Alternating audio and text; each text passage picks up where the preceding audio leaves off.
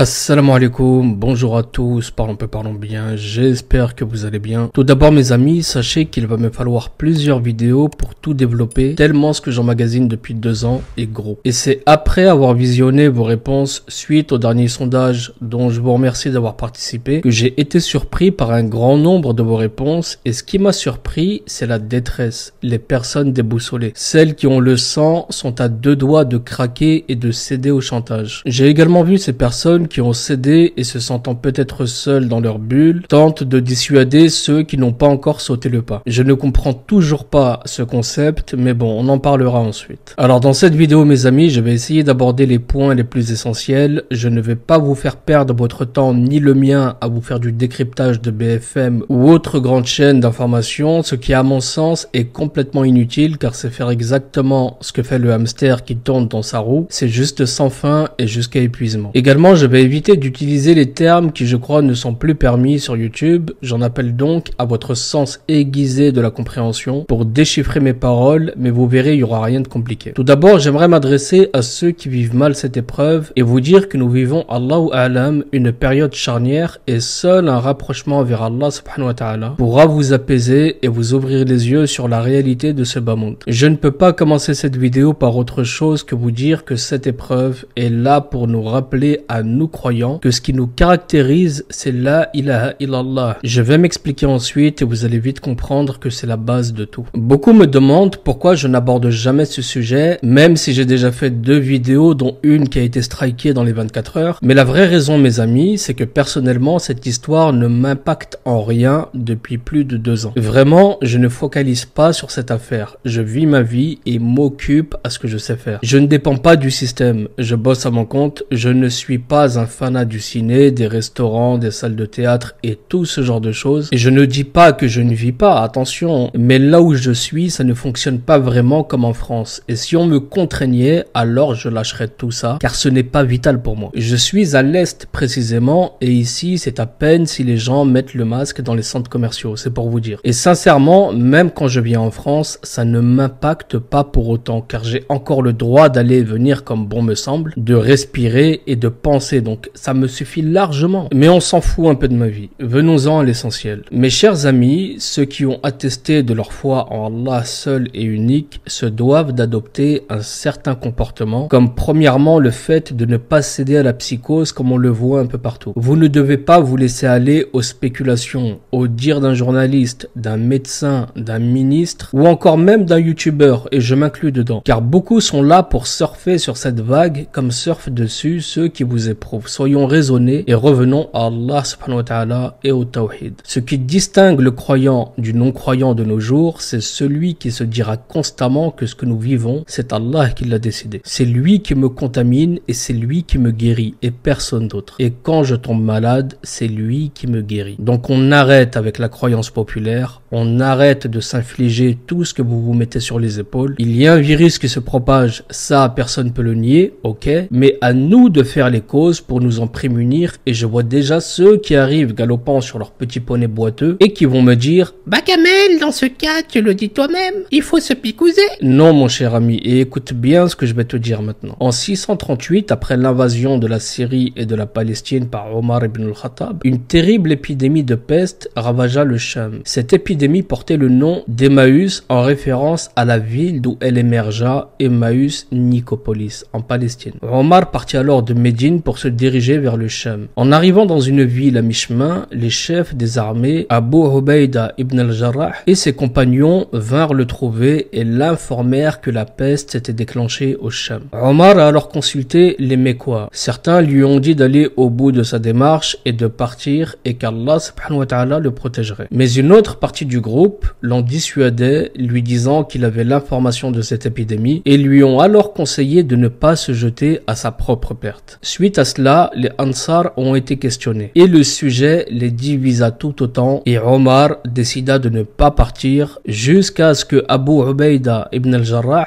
l'interpelle, lui demandant s'il avait peur du destin d'Allah. C'est alors qu'un compagnon rappela à Omar une parole du prophète Mohammed alayhi salatu wassalam que je vous donne ici. Et si la peste se déclare sur vos terres, n'en sortez pas. Et si vous entendez qu'elle s'est déclarée ailleurs, n'y allez pas. Omar a fait appel à son libre arbitre mes amis et a décidé de ne pas se rendre au Sham. Maintenant, parlons peu, parlons bien. La première chose que j'aimerais dire aux personnes qui ont pour idée de fuir à travers le monde, c'est que ce n'est pas la solution à mettre en priorité, mes amis. Pour beaucoup d'entre vous, vous allez fuir, mais pas forcément pour les bonnes raisons. Si vous fuyez pour trouver plus de liberté ailleurs, pour pouvoir aller au restaurant, au cinéma, dans les salles de sport et que sais-je, alors cette vidéo, oubliez-la. Car vous n'imaginez pas encore ce que c'est que de repartir de zéro dans un pays où tout est à refaire et avec par-dessus le marché certaines barrières. Je ne dis pas que c'est impossible, attention, mais partir se fait pour des raisons plus fortes et surtout il faut le préparer en amont. Pour vous, il y a d'autres solutions et nous en parlerons. Alors,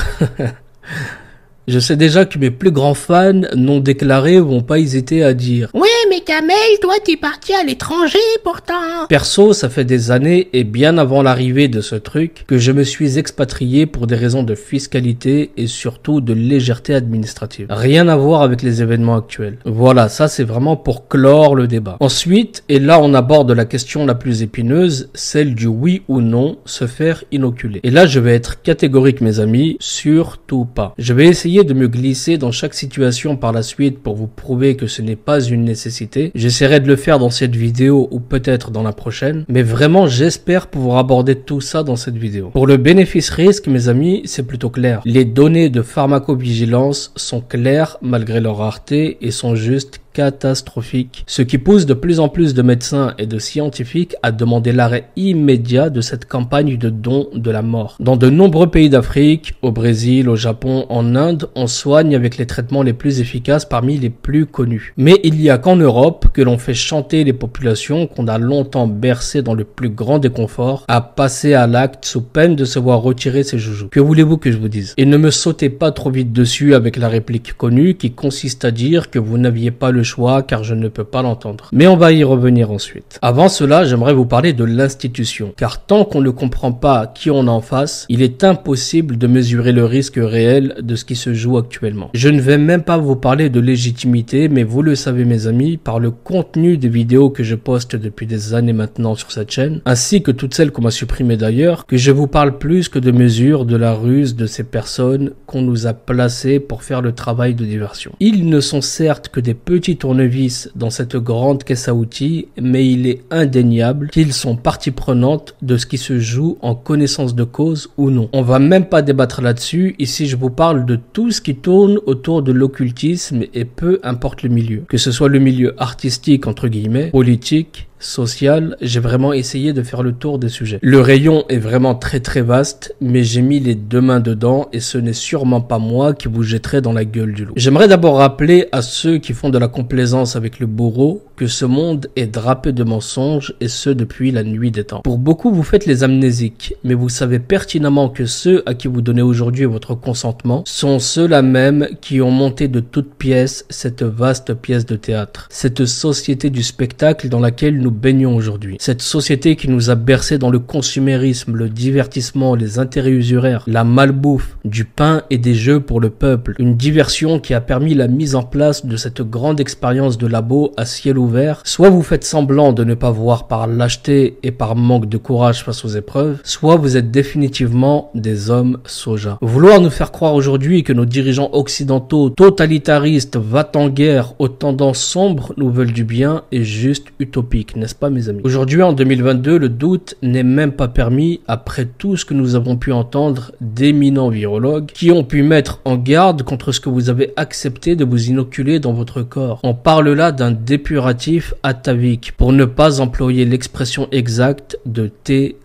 que je vous laisse deviner en cherchant les synonymes. Ces informations, vous les avez eues. Vous en avez douté? Ok. Il faut comprendre ce qui se cache derrière cette immense campagne d'hydrothérapie. Et pour le comprendre encore une fois, vous devez savoir qui vous avez face à vous. Sois proche de tes amis, mais encore plus de tes ennemis. C'est la raison pour laquelle, par exemple, je peux passer des heures à déchiffrer des comportements pour vous faire des vidéos, car il y a un mal réel derrière ce que font certaines personnes qui usent délibérément de l'inversion des valeurs. Les belligérants belligérants, vous les connaissez, je ne vais pas vous les énumérer. Perso mes amis, je ne suis pas un acharné de ce genre de vidéo et je vous demande de me croire car ce que je vais vous dire ici, Allah m'entend, n'est que la vérité et tout est vérifiable. Pour certains ici, je sais que je ne vais rien vous apprendre car masha'Allah, vous avez les yeux bien ouverts et qu'Allah vous garde sur son sentier. Mais pour les autres, je vais vous donner une bonne raison de bien être sur vos gardes. Cela répondra également aux commentaires que vous avez mis sur le sondage en me demandant d'expliquer quel était le but de toute cette mascarade. Alors vous connaissez tous ici, et je n'en doute pas une seconde, le Forum économique mondial siégeant à Genève et qui est une organisation de lobbying qui a pour but de définir les politiques sociales et économiques sur le plan mondial. Autant vous dire qu'on ne parle pas de Bender le petit robot. Cette organisation rassemble chaque année les gros PDG du CAC 40, les intellectuels, les politiques et les mouches qui vont avec que sont les journalistes, et ce sur le plan mondial. Ces réunions ont pour but de parler des plus grands changements qu'ils apporteront à la planète, y compris dans les domaines de la santé et de l'environnement. Ce qui m'a interpellé perso, c'est une vidéo qu'ils ont postée il y a de ça 1 an et qui est pour moi la réponse à tous ceux qui me demandent vers où on va. Alors je n'ai pas souhaité la décrypter sur le moment, mais je pense que le moment est venu de le faire vu les interrogations des uns et des autres. Cette vidéo a été postée par le Forum économique mondial lui-même sur leur chaîne YouTube. Dans cette vidéo, ces alchimistes de labo nous annoncent la mort du capitalisme tel que nous le connaissons et nous annoncent dans un second temps des changements drastiques, historiques et structurels sur le plan mondial. On parle ici de toute évidence du nouvel ordre mondial et ce nouvel ordre mondial, mes amis, vous le savez, s'instaurera par Ordos ab Chao, qui est la devise du rite écossais ancien et accepté. Cette devise qui veut dire que l'ordre surgit du chaos. Vous vous demandez lequel? Installez-vous, je vais vous expliquer tout ça. La première phrase de cette vidéo définit le reste. En gros, la pandémie a mis le monde sans dessus-dessous, mais ne vous en faites pas, nous l'élite sommes là à votre rescousse pour rattraper les choses. S'en est suivi un brouhaha sans précédent de mesures plus farfelues les unes que les autres, car au lieu de traiter directement les personnes maculées par des procédés connus et fonctionnels, je fais référence aux grands druides de Marseille, et ne le prenez pas mal les amis, j'utilise toutes sortes de termes pour passer en dessous des radars. Mais donc, plutôt que de faire appel à ce qui fonctionne, on a des personnes qui font mine de ne plus se rappeler de tous ces bienfaits et qui vont quasi arrêter l'économie de tout un pays. Et je parle ici pour la France. Et ils vont à tour de bras fermer toutes les petites entreprises, faisant ainsi perdre au passage des millions d'emplois aux gens. Par contre, pour les plus gros, les plus costauds, les grandes entreprises des copains, celles-ci ont été autorisées et même encouragées à foncer encore plus en avant. Et c'est avec ironie que nous dit le Forum économique mondial que le système s'est retrouvé en panne, alors que ce sont ces mêmes personnes qui ont orchestré cette mise à mort de l'économie. La reprise économique avant le vide était galopante. Et aujourd'hui, le pompier pyromane nous propose la reconstruction de l'édifice, ce qui n'a aucun sens. L'ordre par le chaos, mes amis. Rappelez-vous bien de ça. En échange d'un retour à la normale, ils feront tout accepter au bas peuple. Et cela pour eux commence par ce rituel qui est devenu une obsession pour l'élite. On voit ensuite Guterres, qui est le secrétaire général de l'ONU, qui nous dit dans le plus grand des calmes que l'endémie actuelle est une opportunité. Il nous parle de l'espoir apporté par les inoculations et il va dire quelque chose de très lourd en disant qu'il n'y a pas de va-va pour la planète car la nature a besoin d'un renflouement. Autrement dit, quand nous en aurons fini avec les vivides, eh bien nous attaquerons de suite derrière avec l'hystérie du réchauffement climatique. Ce qui veut dire, mes amis, c'est que ça n'a aucune fin leur truc. S'ensuit une image subliminale assez forte et la personne qui dit « Le tout s'effondrant, nous pouvons à présent remodeler le monde d'une manière que nous ne pouvions pas auparavant. » Les amis, c'est signé. On voit que le bâtiment s'effondre par démolition contrôlée. C'est très clair. Ce sont eux les artificiers qu'ils décrivent et qui ont placé les charges explosives pour faire tomber l'édifice. La suite, vous la connaissez. Ils nous disent que beaucoup de personnes appellent à une grande réinitialisation. Tout ça, je ne l'invente pas, les frères et sœurs. Tout est vérifiable. La vérité, c'est que les seuls qui appellent à cette grande réinitialisation, ce sont eux, ces élites au pouvoir et personne d'autre. Ensuite, la vidéo va prendre une toute autre allure quand cette symbolique va apparaître avec cette voix qui nous dit « Grande réinitialisation ». Cela ressemble plus à un bingo à la mode masquant un plan infâme pour la domination du monde. Et regardez sur quelle image s'arrête la vidéo. On tente de brocarder le complotiste lambda. Il n'y a aucun doute sur la théorie même du grand reset,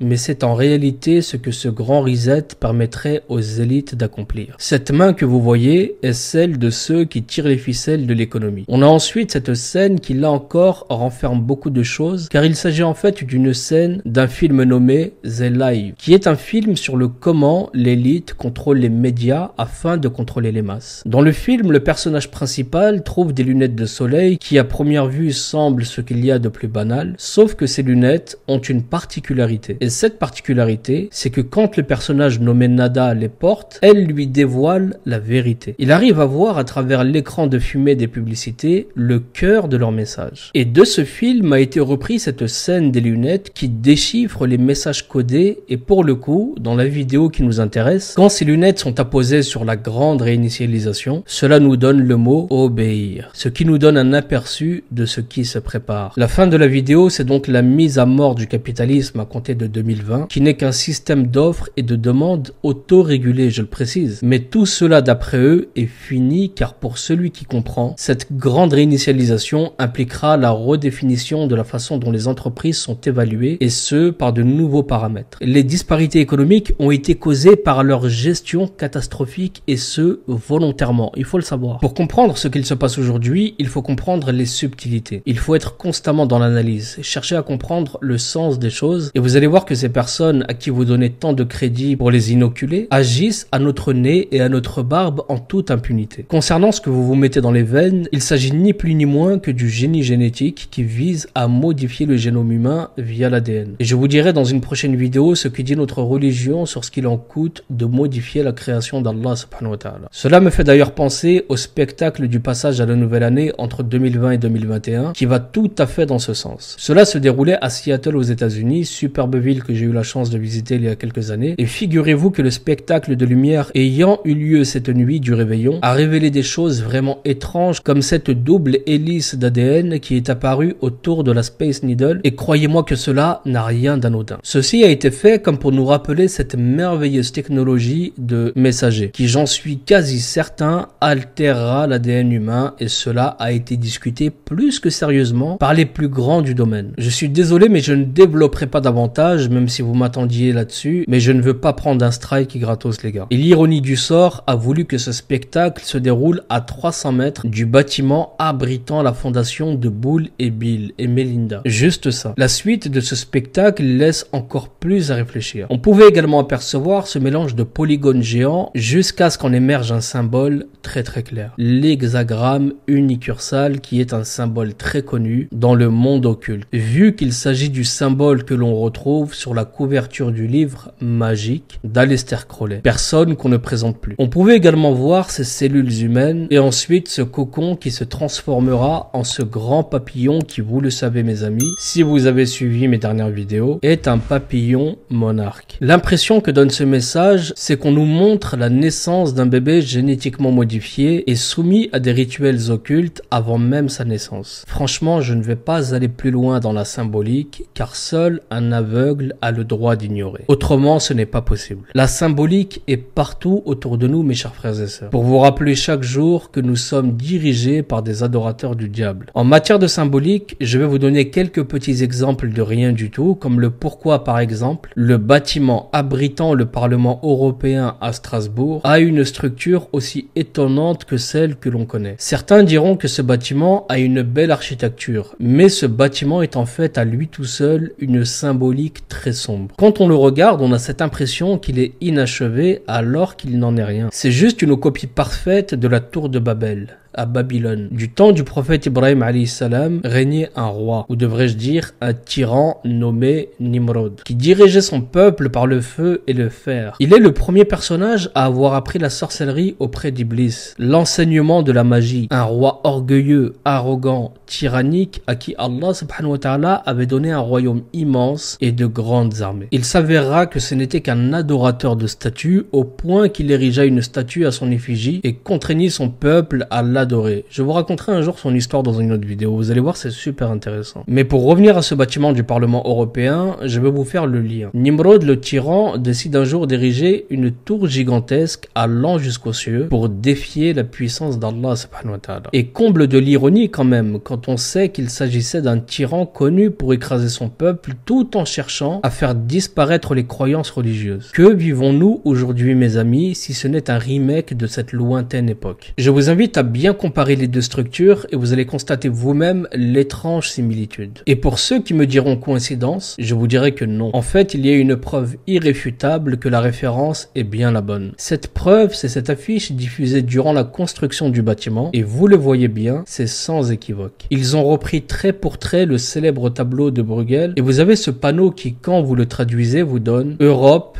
beaucoup de langues, une voix. Le message est encore une fois très clair. Et ce genre de symbole, nous en retrouvons partout à travers le monde. Siège des Nations Unies, sur la place des visiteurs a été installée une statue et pas n'importe laquelle. Une bête féroce appelée le gardien de la paix et de la sécurité internationale. Douce blague, car quand on lit dans l'Apocalypse de Jean 13.2 ce qui suit. La bête que je vis était semblable à un léopard, ses pieds étaient comme ceux d'un ours et sa gueule comme une gueule de lion. Le dragon lui donna sa puissance et son trône et une grande autorité. Pensez-vous réellement que tout cela est dû au hasard, mes amis? Et on peut parler de la chapelle San Severo à Naples, le siège de l'IRS aux États-Unis et ses étranges monuments. La Cour suprême d'Israël, qui est la création de toutes pièces d'une famille d'élite que vous connaissez très bien et qui ont négocié avec le gouvernement le don du bâtiment à 3 conditions. La première, c'est qu'ils choisissent le terrain. La seconde, qu'ils utilisent leurs propres architectes. Et la troisième, que personne ne connaisse le prix de sa construction. Un bâtiment bourré de symbolique qui ferait une vidéo à lui tout seul. Sans parler du temple mormon de Salt Lake City, c'est pareil. Ce qui expliquerait à beaucoup pourquoi les mormons ne sont emmerdés par personne aux États-Unis. On peut aussi parler des pierres dressées, plus connues sous le nom des Georgia Gaystone. Là, c'est la 4e dimension, mes amis. Je vous ferai d'ailleurs une vidéo là-dessus et vous allez voir, c'est très intéressant. Nous avons également Nur Sultan au Kazakhstan, autrement appelé Astana. On y retrouve la fameuse pyramide de la paix, dessinée par l'architecte britannique Lord Norman, qui n'est pas n'importe qui dans cette sphère, et qui a donc dessiné un temple qui est un lieu de retrouvailles pour les grands occultistes au monde qui vouent un culte au soleil. On revient en France, et pour ceux qui sont de la région toulousaine, vous avez également sur la place de la Révolution à Blagnac cette pyramide d'un symbolisme plus que clair. Donc mes frères et sœurs, ne cédez pas à ces personnes qui, vous le savez, ne veulent pas votre bien. Autrement, on le saurait et il n'y aurait même pas débat. Sans votre djinn comme socle pour vous stabiliser, vous n'irez pas loin. Ça ne sert à rien d'aller chercher du réconfort auprès d'un youtubeur, auprès d'un chercheur, auprès d'un médecin. Le seul qui vous apportera la paix intérieure, c'est Allah subhanahu wa ta'ala, c'est votre créateur. C'est même pas la peine de faire plus compliqué. C'est une guerre psychologique qui va vous demander à ce que vous travailliez votre force mentale afin de prendre les choses avec le maximum de pragmatisme. Vous n'êtes pas fou. Ne vous remettez jamais en question même si la masse vous tombe dessus pour vous faire entrer dans le moule. Ne vous jetez pas par vos propres main dans la destruction. Cela va dans le sens du hadith de Omar face à l'épidémie. Et on peut facilement le superposer, sachant que nous sommes face à une supercherie, car il faut 8 à 12 ans pour qu'une picouse soit autorisée. Mais les gouvernements ont bricolé via des autorisations temporaires la mise sur le marché de ces poisons, avec des conséquences sanitaires catastrophiques. Et je ne vais pas vous les énumérer, vous savez parfaitement de quoi je parle. Donc comment pouvez-vous douter? Je ne vais même pas faire le bras de fer avec les personnes qui ont sauté le pas, mais juste vous dire de foutre la paix à ceux qui réfléchissent encore un minimum. Le réveil est dur, je le vois arriver depuis un bail. Je le disais déjà en 2018, sortez du système, quittez le salariat, ce champ de coton moderne. C'est par là qu'ils vous tiendront et rien d'autre. Vous pouvez également faire les causes sur le plan de la santé par des moyens que des abonnés vous donneront dans les commentaires. J'ai pas envie de prendre un strike pour exercice illégal de la médecine encore ou je sais pas quelle connerie vont me coller, car tous les prétextes sont bons chez eux pour vous faire sauter. Donc voilà. Je reviendrai sur le sujet car j'ai encore pas mal de choses à vous dire. On prendra le temps dans les prochaines vidéos d'aborder un maximum de points pour ceux qui se pensent contraints de le faire pour accéder à ci ou là. Je voulais d'ailleurs vous faire un décryptage sur la couverture du dernier magazine The Economist, mais un frère m'a partagé le travail d'une chaîne YouTube qui a fait un travail juste parfait là-dessus. Et vous trouverez cette vidéo sur la chaîne Édition Fractale. Honnêtement, allez-y car on peut difficilement faire mieux en termes d'analyse. C'est vraiment du bon taf comme j'aime et j'ajouterai juste quelques points ou un autre point de vue car quelques petits détails m'ont sauté aux yeux. Le premier, c'est les spores SPORES qu'on voit en arrière-plan et qui font certes penser aux vivi, mais qui font également penser aux champignons atomiques. Ce qui pourrait nous faire penser que cette une contient les prémices annonciateurs d'un conflit. Le microscope inversé devient par symétrie une caméra de surveillance, voire même un canon menaçant. La cible que l'on voit départager l'image évoque encore le sonar d'un sous-marin et donc le symbole du nucléaire. Les seringues que l'on voit me font penser à des fléchettes flèchette sur une cible mais aussi assimilable à des missiles qui seraient lancés depuis la Chine car on voit bien que les aiguilles sont pointées vers le haut et qui atterriront sur les USA car aiguilles pointées vers le bas. Il y a un rapport de force clair et on peut voir qui des deux au trait du visage serait le plus inquiet. La couverture évoque également la course énergétique, la pénurie, l'épuisement des ressources qui se symbolise par l'éolienne qu'on voit à l'image qui incarne les énergies de substitution, ce qui nous laisse entendre qu'une transition serait à venir. Il suffit pour ça de voir la course à l'électrique et la diabolisation des véhicules roulants aux énergies fossiles pour le comprendre. Également, cette couverture semble nous expliquer le prétexte du Vivi pour justifier la surveillance de masse, le suivi des humains et donc la télésurveillance, raison pour laquelle le microscope deviendra une caméra. Cela nous fait penser au crédit social à la chinoise pour lequel on pourrait faire une vidéo complète. On peut également voir une fiole dans un carré rouge qui évoque l'inoculation et sur chaque plan on peut voir une seringue blanche qui évoque les inoculations